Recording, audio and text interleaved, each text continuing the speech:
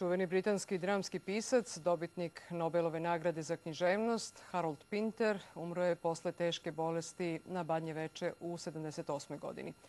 Bio je svestrana ličnost, glumac, pesnik, scenarista i režiser, ali iznad svega borac protiv nepravde koji se nikada nije ustručavao da kaže šta misli. Nemoguće je govoriti o pozorištu 20. veka, a da se ne pomene ime Harolda Pintera. Tokom duge i plodne karijere napisao je 20 književnih dela, više od 30 dramskih komada i brojne filmske scenarije. Imao je specifičan stil, kratke dijaloge i dar da stvori izuzetnu napetu atmosferu, čak i samom tišinom, pa pridev Pinterovski označava tipično britanski stil. Pamte se drame, Soba, Nastojnik, Povratak, Ničija zemlja, Stara vremena, Rođendan, Vreme zabave.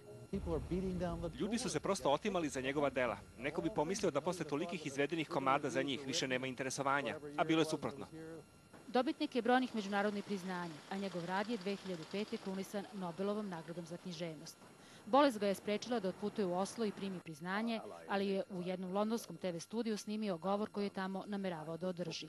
Kritikovao je Sjedinjene države koje širom sveta primenjuju ciničnu zloupotrebu moći, a istovremeno glume snagu univerzalnog dobra. Oštro je kritikovao britansko-američku politiku u Iraku i Afganistanu. Svet će nestati ako ne budemo obazrivi. Ovo je veoma opasno doba, a moja zemlja uopšte ne pomaže da svet postane bolji. Bezrezervno je podržavao Srbiju i kritikovao Tonija Blaira i NATO zbog bombardovanja tadašnje Savezne Republike Jugoslavije. Poručivao je da je to jedan sramni čin nasilništva suprotan međunarodnom pravu i povelji Ujedinjenih nacija. Bio je član Komiteta za mir na Balkanu, a 2006. izabran je za člana Srpske akademije nauka i umetnosti.